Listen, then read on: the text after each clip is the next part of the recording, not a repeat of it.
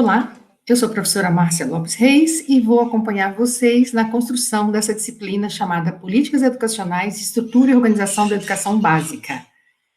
Vocês vão perceber que é uma disciplina bastante importante e necessária. Ela está dividida em 6 partes, em 6 módulos, e nós vamos construir importantes e relevantes conceitos, inclusive para a nossa vida cotidiana, para além da formação profissional que nós estamos tendo.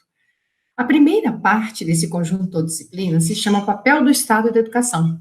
E eu queria mostrar para vocês, já aqui, que esse é um dos pilares, uma das bases para a gente poder compreender todo o inventário, todo o conjunto de conhecimentos que a gente vai aprofundar nessa disciplina. O que a gente vai ver aqui, basicamente? As principais políticas públicas educacionais do Brasil contemporâneo, o impacto dessas políticas educacionais na vida escolar, e o papel do Estado e da educação e o financiamento da própria educação.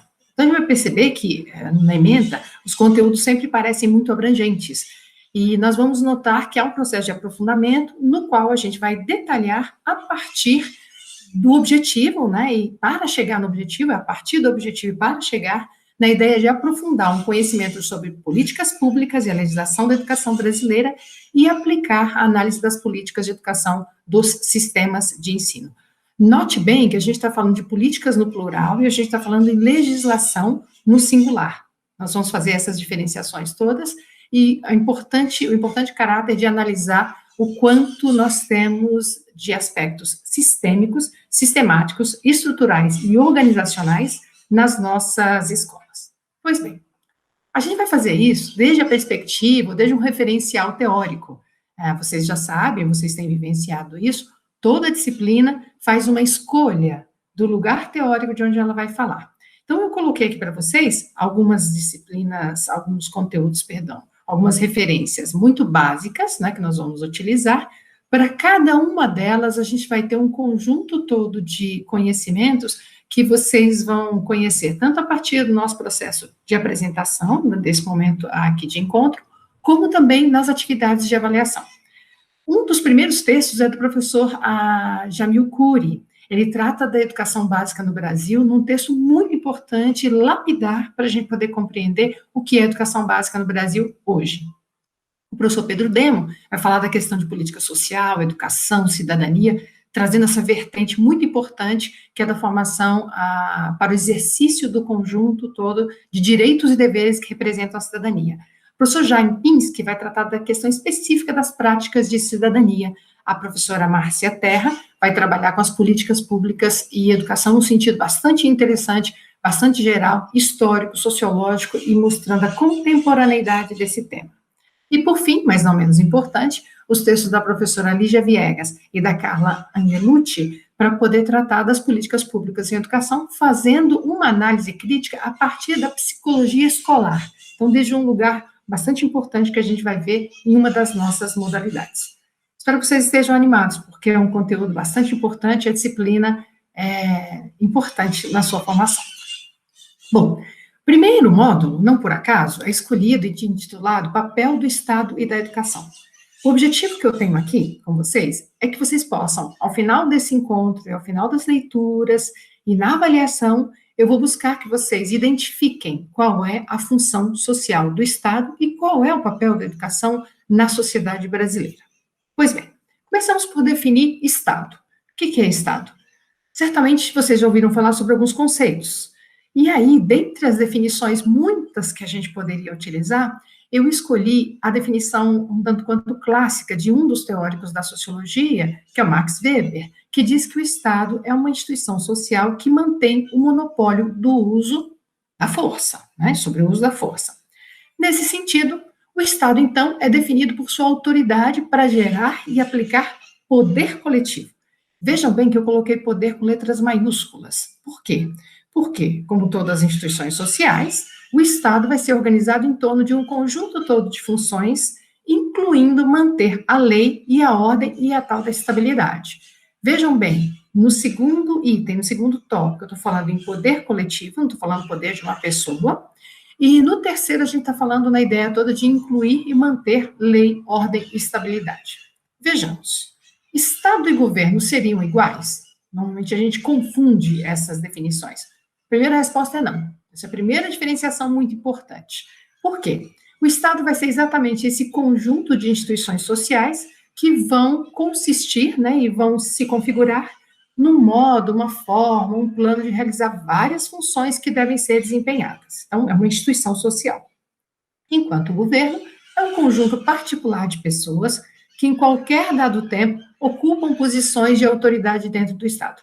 Resumidamente, só para a gente poder ter muito claro, Estado representa, então, uma instituição, essas que pouco a gente vê, mas sabe que elas existem, enquanto o governo vai ser, então, representado por esse conjunto de pessoas. A gente consegue nomear, a gente consegue saber qual é o nome, o sobrenome, como estão e como vão. Vejam que interessante essa relação que há entre o conceito de Estado e o conceito de governo. Porque daí a gente pode inferir que os governos eles vão se revezando regularmente, ao passo que o Estado ele perdura e só pode ser mudado por essa sua constituição tão institucionalizada de um modo mais lento, com uma certa dificuldade muitas vezes. E aí, se a gente tem isso claro, a gente já pode distinguir que eu vou ter, em determinado momento, políticas de governo e vou ter, do outro lado, políticas de Estado. Qual vai ser a grande diferença? Ora, se as políticas de governo, elas vêm exatamente daquele conjunto de pessoas que nós conseguimos ver, conhecer, inclusive muitas delas foram eleitas, né, por nós para estarem nesses lugares, eles vão, então, ter um conjunto de ações, de planos, de programas e de ações de impacto que tem a ver exatamente com o grupo que ele representa e que está ocupando esse lugar por um certo tempo. Então, o governo tem esse caráter de dar uma faceta, uma cara, uma feição a esse processo todo do Estado. As políticas de Estado, diferentemente disso, elas já vêm um tanto consolidadas, porque elas são um conjunto de leis que, independentemente do governo, devem ser cumpridas. A gente vai ver que é interessante daqui a pouco o quanto as políticas de governo muitas vezes se confundem com as políticas de Estado, principalmente no caso da educação. Bom, a gente já sabe o que é, então, Estado, já sabe o que é governo, e eu estou falando de políticas educacionais desde que a gente começou o encontro, mas a gente não definiu ainda a educação. Como é que a gente pode compreender essa tal de educação? De que educação a gente está falando? Pois bem, a educação tem uma função principal, que seria exatamente esse caráter todo de socialização. E, bem resumidamente, a gente chama de um treinamento para poder viver em sociedade. Como é que funciona isso? Nas sociedades mais complexas, eu não vou precisar de ir à escola para poder aprender a viver em sociedade. Você aprende isso em comunidade, na tribo, no clã. Mas quando a gente está falando de sistemas mais complexos, a gente vai perceber que eu preciso, então, de um lugar mais complexo. Então, nos sistemas educacionais mais complexos, a gente está associando sempre a uma sociedade industrial, que tem um volume de conhecimentos necessários que é tão grande, tão diversificado, como o treinamento, por exemplo, formal, sistemático, que a gente precisa desse espaço. Enquanto nesse lugar dos sistemas educacionais mais simples, esse processo acontece de modo informal, como eu comentei agora há pouco, na família, no clã, na tribo, na comunidade na qual a gente reside. No caso das sociedades industriais, portanto, nas sociedades capitalistas, relações bem mais complexas, urbanizadas e secularizadas, esse processo e essa quantidade de informações é realmente muito longo. Pois bem, nessa disciplina, então, a gente vai estudar a educação como um complexo direito de todos e deveres do Estado, que é esse que vai reger, que de alguma maneira vai harmonizar ou equalizar, ou de alguma maneira concentrar, ou em outras desconcentrar essas funções todas, e da própria família. A gente vai perceber que não é o fato de nós vivermos em sociedades industriais que a instituição social família deixe de ter sua função, tá bom? Eles seguem com a mesma, de alguma maneira, né, com essa função também, que tem a ver com os primeiros, a apresentação, né, dessa sociedade complexa deveria ser feita e deve ser feita pela família. Como outras, né, a gente percebe, por exemplo, a igreja, os meios de comunicação de massa, o mercado de trabalho, então todas essas são instituições muito modernas que coexistem. Todo mundo já estudou e vai lembrar um pouquinho das aulas de história, havia um momento em que era a partir da família que tudo isso se abria, tudo isso se apresentava. Então, a família te dava um sobrenome, um ofício, uma profissão. Então, o filho do serralheiro seria serralheiro, filho do padeiro, padeiro, filho do professor, professor. porque isso era passado de pai para filho. Então, a família exercia essa função predominante. É com a complexificação, né, com esse processo todo da saída do homem, dos feudos lá, vindo para as cidades, e depois essas cidades se industrializando, que a gente vai ver essa complexidade toda acontecendo. E aí a escola e a educação, né, que a escola é o espaço formal de educação, vão tomar esse caráter ainda mais importante. Especificamente no caso do Brasil, como a gente já está falando de Estado, o Estado, como a qualquer prática, a gente vai perceber institucional, ela tem determinados marcos. Como ele é representado por um processo institucionalizado, institucionalizante e estruturante das nossas relações sociais, nós vamos perceber que nós somos regidos atualmente pela Constituição Federal, nós vamos conhecer as outras constituições daqui a pouco, nos próximos encontros, mas é importante que a gente possa perceber que há um marco regulatório para tudo isso, porque o Estado tem exatamente, voltando lá para aquele primeiro conceito que a gente viu, o monopólio do uso da força. Qual é o tamanho da força que ele pode usar? Que tipo de força ele pode usar? Está tudo, então, promulgado na Constituição Federal de 1988. É essa Constituição, por exemplo, que vai dizer lá no seu artigo 205 o seguinte: a educação é um direito de todos e dever do Estado e da família, sendo promovida e incentivada com a colaboração da sociedade, visando ao pleno desenvolvimento da pessoa, seu preparo para o exercício da cidadania e a sua qualificação para o trabalho. Vejam que interessante, porque a gente não esquece nenhuma das dimensões desse sujeito do final do século XX e já desse século XXI. Eu tenho uma condição como pessoa humana, né, inclusive algumas pessoas gostam de exacerbar e quase fazer uma tautologia, né, como se houvesse pessoa que não é humana. Pessoa, preparo para o exercício da cidadania, cidadão, inclusive no original, significa aquele sujeito que vive na cidade, né, daí que vem esse conceito, inclusive dos antigos gregos e suas cidades-estado, que depois foi retomado, né, por outros teóricos para falar das cidades contemporâneas, e aí eu tenho a qualificação para o trabalho. Que tipo de trabalho também vai depender exatamente desse momento em que nós vivemos. Se é um trabalho mais artesanal, mais industrial, ou um trabalho como das sociedades digitalizadas, das sociedades da informação, ou das sociedades mais contemporâneas como nós vivemos.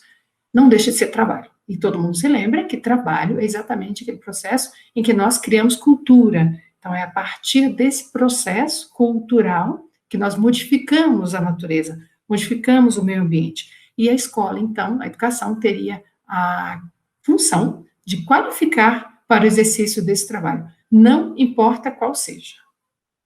Pois bem, a Lei de Diretrizes e Bases, que é decorrente, então, dessa Constituição Federal, porque a partir dela, por isso que ela se chama Carta Magna, né, de maior, ela vai, então, reger as outras leis que vêm para todas as outras áreas e dimensões da sociedade.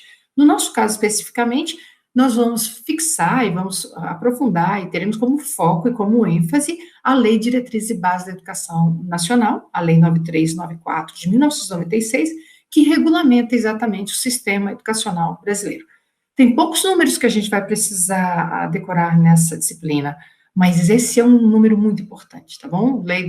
Número da Lei de Diretrizes e Bases da Educação Nacional, 9394, de 20 de dezembro de 1996. Pois bem, assim começamos as nossas reflexões e aprendizados. Esse primeiro momento de apresentação, ele pode ser resumido da seguinte maneira, uma citação muito importante do Dumerval Trigueira Mendes, que fala o seguinte: olha, só existe política de educação numa sociedade cujos problemas ressaltem e realcem, né, na consciência dos seus membros, sob a forma de um desafio que exige uma resposta adequada. A verdade desse postulado é muito simples e muito singela, pode ser expressa singelamente. Não pode haver soluções onde não há problemas. São difíceis as soluções educacionais do Brasil porque não há consciência nítida dos problemas que a educação deva solucionar. Pois bem, vai ser exatamente nesse sentido que nós vamos caminhar ainda nessa aula 1, né, compreendendo um pouquinho mais sobre o papel do Estado, para compreender a nosso pouco desempenho, nosso pouco desenvolvimento na área das políticas educacionais. Eu quero mostrar isso para vocês. Nós ficamos praticamente 4 séculos e meio sem nenhum tipo de avanço, sem nenhum tipo de movimento no sentido de tornar as políticas educacionais políticas de fato públicas, ou seja, para todos. E é disso que a gente vai falar nessa disciplina. Por que isso é tão difícil? Segundo esse teórico, né, o do Merval Trigueira Mendes, um dos problemas seria esse, que a gente ainda não fez desse um problema nosso, como nós discutimos outras questões, as questões de segurança ou de saúde, ou até mesmo de futebol. A gente discute muito mais do que as políticas educacionais. E é disso que a gente vai tratar nessa disciplina.